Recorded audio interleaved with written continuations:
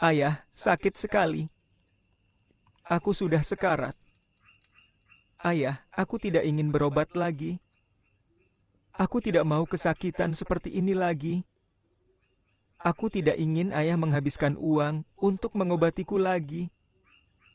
Ayah, bawa aku pulang, ya. Aku mau pulang. Aku sangat ingin pulang.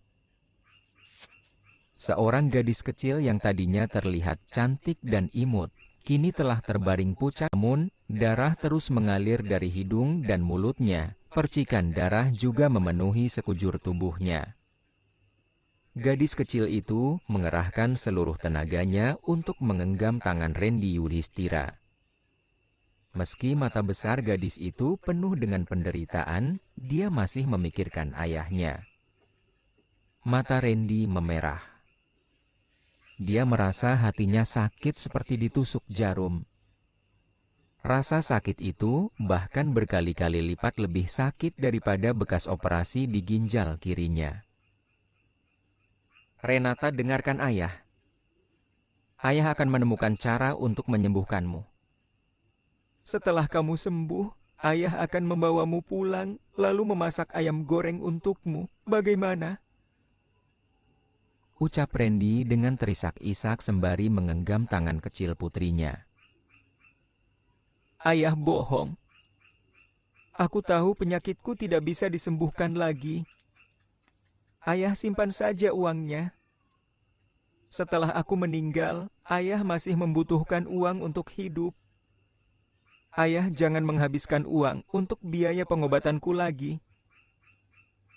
Saat Renata sedang berbicara, gadis kecil itu mengangkat kepalanya dengan susah payah, lalu melepaskan kalung giok berbentuk naga dari lehernya. Ayah, sudah tidak ada gunanya lagi aku memakai kalung giok ini. Ayah pakai saja kalung ini, agar kalung ini bisa melindungi ayah. Kalung giok ini adalah peninggalan ayahnya Randy.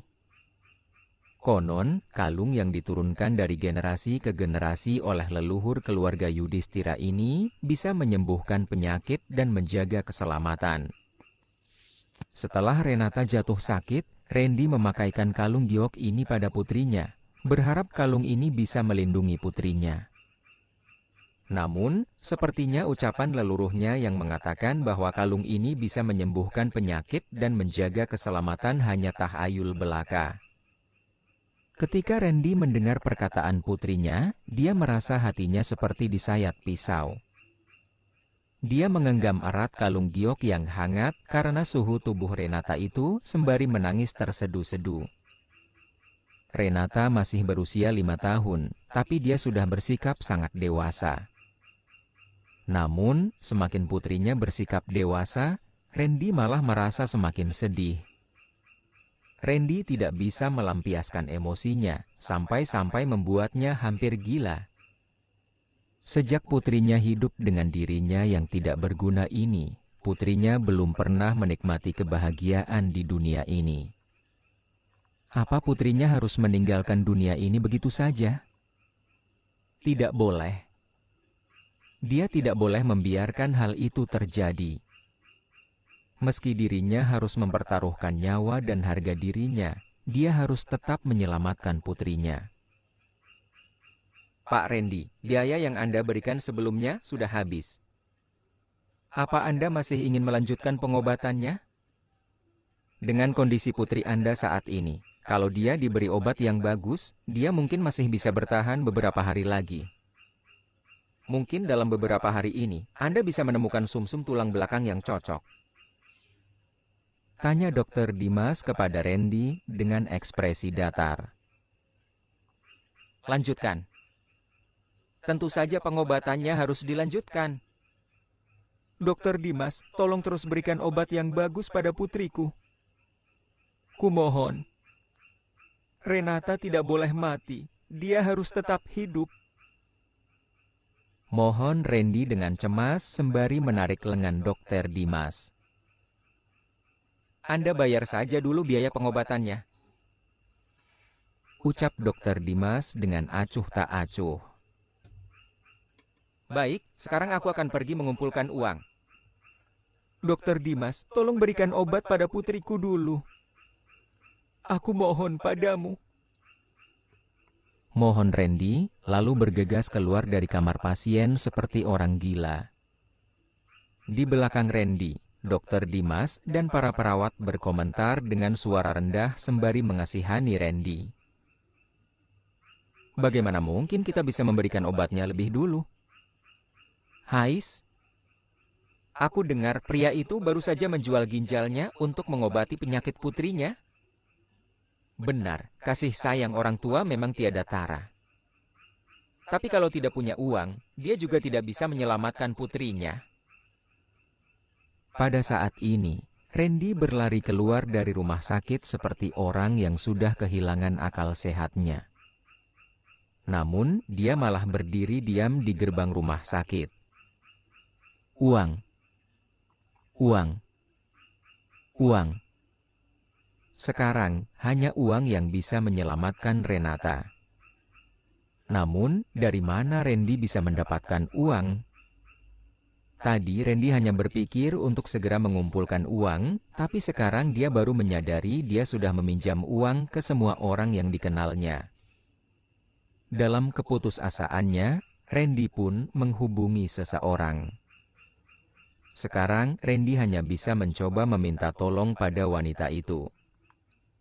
Meski tindakannya ini sangat memalukan, tapi arti harga dirinya jika dibanding dengan nyawanya Renata.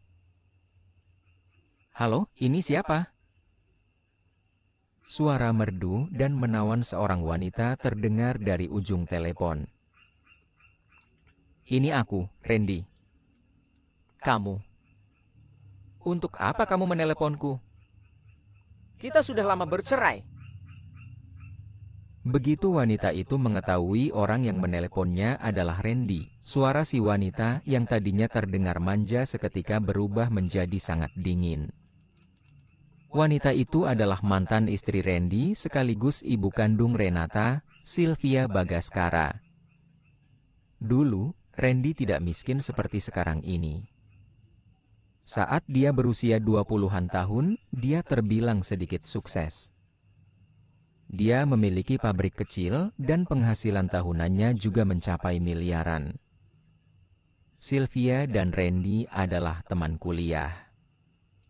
Sylvia adalah gadis paling cantik di jurusan mereka. Dalam sebuah acara reuni, Sylvia yang berparas cantik berinisiatif mendekati Randy. Lalu akhirnya mereka pun berpacaran dan menikah. Setelah mereka menikah, kehidupan rumah tangga mereka masih baik-baik saja. Sylvia bahkan melahirkan seorang putri untuk Randy. Namun, ketika Renata mengidap leukemia mieloblastik akut, semuanya langsung berubah. Demi mengobati penyakit putrinya, Randy menghabiskan semua tabungannya dan bahkan menjual pabriknya.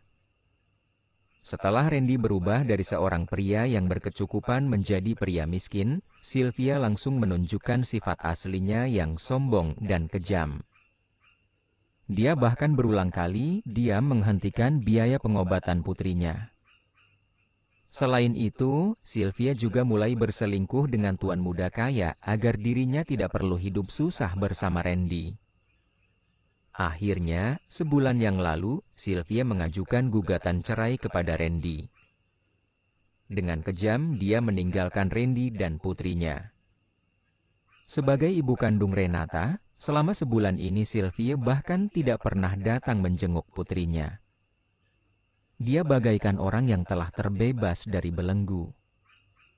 Kalau bukan karena tidak ada pilihan lain lagi, Randy juga tidak akan pernah menghubungi Sylvia.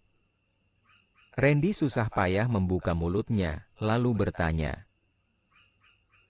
Sylvia, bisakah kamu meminjamkanku uang? Setelah Sylvia mendengar permintaan Randy, dia langsung mencibir. Hah? Kamu mau pinjam uang padaku? Randy, kamu sungguh hebat. Bagaimana kamu bisa membuat dirimu menjadi menyedihkan seperti ini? Dulu aku benar-benar buta hingga bisa menikah denganmu. Untung saja aku cepat sadar. jangan ganggu aku lagi. Dasar tidak tahu malu. Renata sedang sekarat. Kalau aku tidak bisa membayar biaya pengobatan Renata, dia akan mati. Sylvia, karena Renata juga putrimu, bisakah kamu meminjamkanku 400 juta? Tidak, 200 juta pun tidak apa-apa. Aku janji, aku pasti akan mengembalikannya padamu. Randy segera berkata dengan panik karena takut Sylvia akan langsung menutup teleponnya. Setelah Randy selesai berbicara, Sylvia yang berada di ujung telepon terdiam sejenak. Maaf, sekarang aku sudah hidup bahagia dengan Kak Romi. Tolong jangan ganggu aku lagi. Leukemia adalah penyakit yang tidak bisa disembuhkan dan akan memakan biaya yang tiada habisnya. Lebih baik kamu juga menyerah saja. Tot, tot, tot. Suara tanda panggilan berakhir yang terdengar dingin seperti es membuat Randy merasa hampa. Sylvia, kamu sungguh kejam. Bagaimanapun juga, Renata juga putri kandungmu. Kenapa kamu tega mengabaikannya? Kenapa Sylvie bisa setega ini? Randy benci dunia ini. Randy benci takdir yang tidak adil ini. Randy benci dengan sikap kejam Sylvia. Randy lebih benci dengan dirinya yang tidak berguna.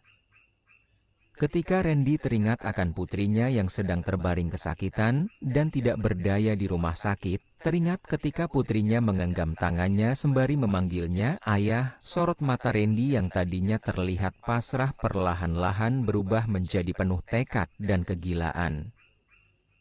Ayah tidak akan patah semangat. Renata, ayah tidak akan membiarkanmu mati. Sekalipun ayah harus mengorbankan nyawa ayah, ayah pasti akan mendapatkan uang untuk membayar pengobatanmu. 20 menit kemudian. Di tepi jalan, Randy melihat sebuah Bentley Malsen yang melaju dengan kecepatan tinggi.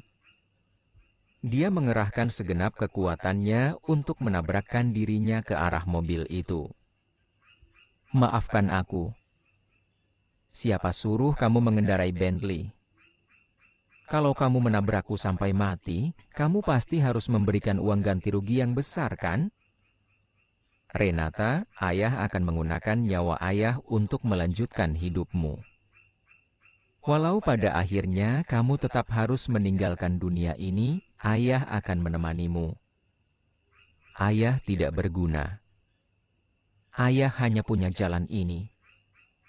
Anakku, ayah pergi lebih dulu. Bam! Seiring dengan suara benturan yang keras, tubuh Randy langsung terpental. Setelah tubuh Randy membentur badan jalan, darahnya membanjiri tubuh Randy. Randy masih menggenggam erat kalung giok berbentuk naga di tangannya. Kalung yang dikenakan putrinya selama bertahun-tahun ini seolah-olah adalah harta paling berharga yang dimilikinya. Namun, ketika darah Randy menodai kalung giok berbentuk naga di tangannya, darahnya malah diserap oleh kalung giok itu. Deng! Pada saat ini, Bentley Malsen itu sudah berhenti.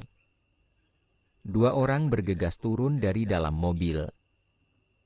Kedua orang itu seorang pria dan seorang wanita. Pria itu terlihat seperti pengawal atau sopir, sedangkan wanita cantik berwajah dingin yang ikut turun bersama pria itu terlihat seperti majikannya.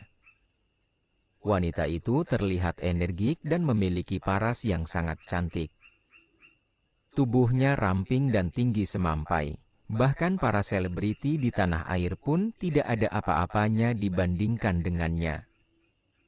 Dia mengenakan pakaian formal yang membuatnya terkesan dingin dan profesional. Sopir itu menatap Randy yang tengah terbaring berlumuran darah, lalu berkata dengan ekspresi masam. Modus pemerasan dengan menabrakkan diri. Orang ini menggunakan nyawanya untuk melakukan pemerasan?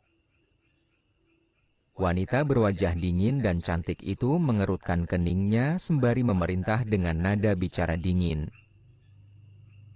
Tidak peduli apapun yang terjadi, cepat telepon ambulans dulu. Pada saat ini, Randy yang sedang pingsan samar-samar mendengar sebuah suara di dalam benaknya. Dasar tidak berguna. Kenapa aku bisa memiliki keturunan tidak berguna sepertimu? Kamu kehilangan satu ginjalmu, aku akan memberimu sebuah ginjal naga.